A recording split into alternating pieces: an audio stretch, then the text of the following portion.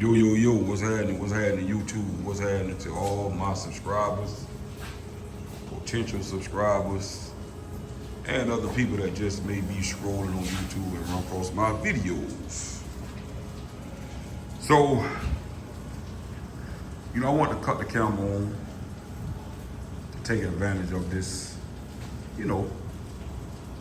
this small teachable moment. So as y'all can see here, I'm doing this hood.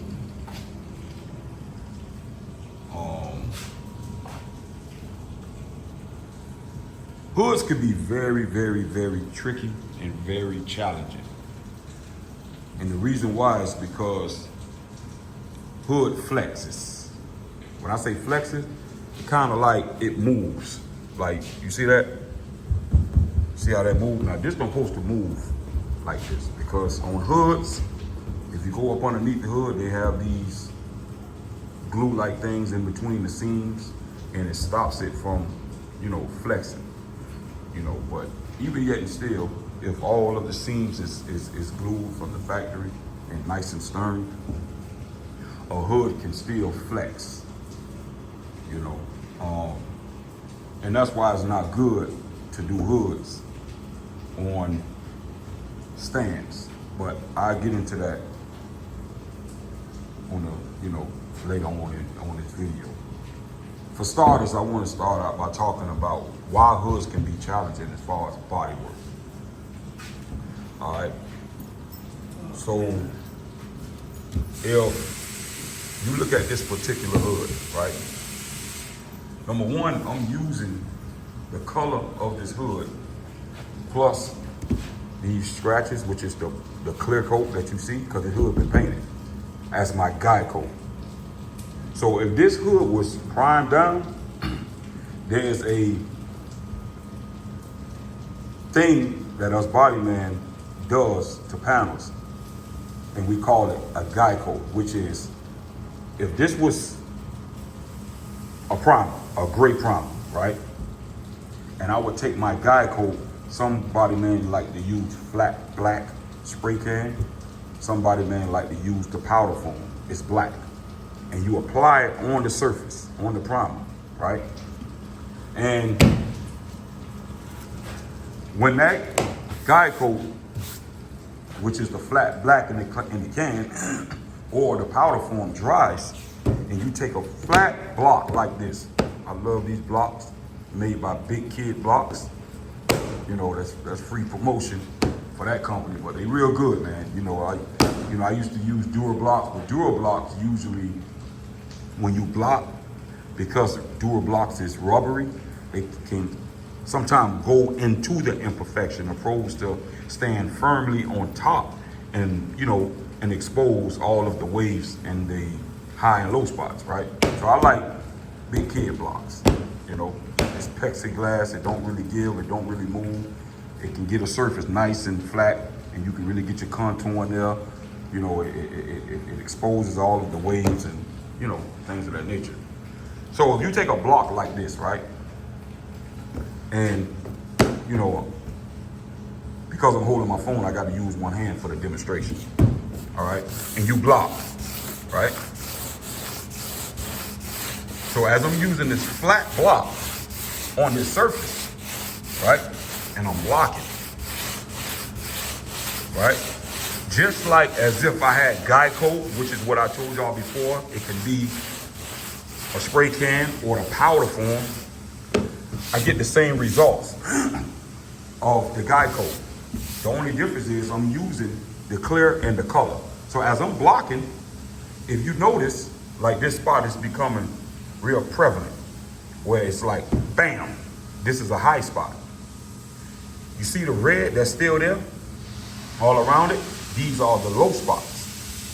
So now I'm using the color plus the clear as a way to guide me to expose and to highlight all of the imperfections that's on this hood. It's highlighting to me, it's illuminating to me the low spots, which is the red, right? That's still red, and the high spots. So now I know where to do my body work. I know what part that I may need to tap down. I know the parts that I may need to tap up.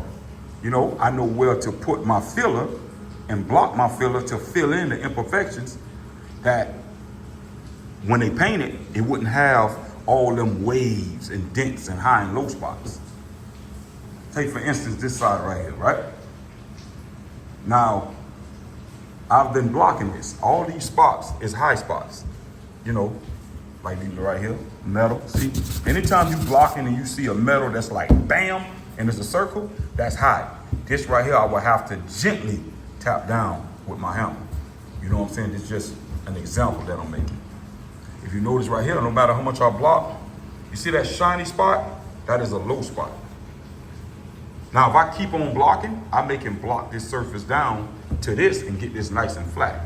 But all these spots may have to tap down. I may have to tap some spots up, and I'm going to have to put my filler over. I'm gonna have to put a skim coat, a dime size skim coat, not no thick Bondo.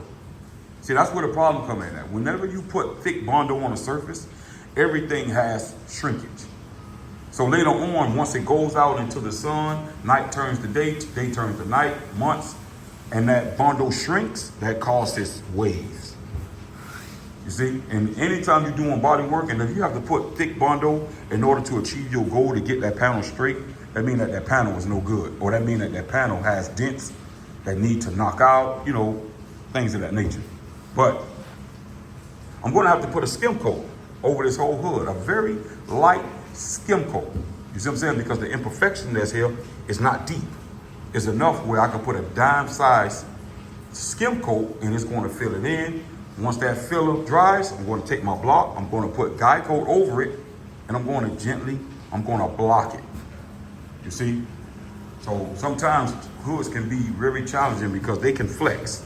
You know, they can flex. You know, so this is one of the reasons I wanted to cut my camera on to show how, you know, you can use guide coat or how you can use paint that's already on there with the clear to guide you, you know, like this spot right here where it's dark at, you know, it's letting me know. You know, it's letting me know, it's illuminating all of the imperfections, the high spots, the low spots, the waves, you know, no matter how much I block right here, this is getting dark and darker, but everything around it, the block is not touching, not because this is low. All these are low spots. You know, so I'm using the color and the clear that's on here to guide me, to show me all of the imperfections in this panel. And another reason it's not good for hoods can be challenging is because when you put hood on stands like this, the part of the stand can be pushing the hood up. And so if you do your body work according to the way the hood is pushed up as a result of the stand, once you take it and put it on the car and it rests in its normal state, the shape of this hood can move because hood flex. So everything that you did as far as body work, according to the way it's being braced by the stand, will get thrown off once you put it on the car. This is why you're supposed to do body work on hoods, on cars, where it's resting in its normal state. You see? But because we're going to put it on the car, I just wanted to do the rough draft in the beginning on the stand, but I'm going to finish this. I'm going to put this on the car in a couple of hours and finish it on the actual car, because it's not good to do body work on stands. It's good to put it on the car where all four corners of the hood is down on the car. The hood is resting in its normal state, and now you do your body work according to the way it's naturally going to sit on the car. So this is another video I wanted to come and just, you know, share my knowledge with the world as far as hoods. Like, share, and subscribe. Visit me on IG, Deep Range Lifestyle 2 times.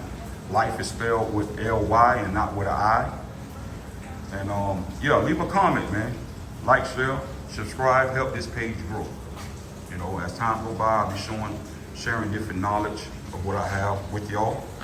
You know, so we out. I'll see y'all on the next video. Deep range, deep range, deep range.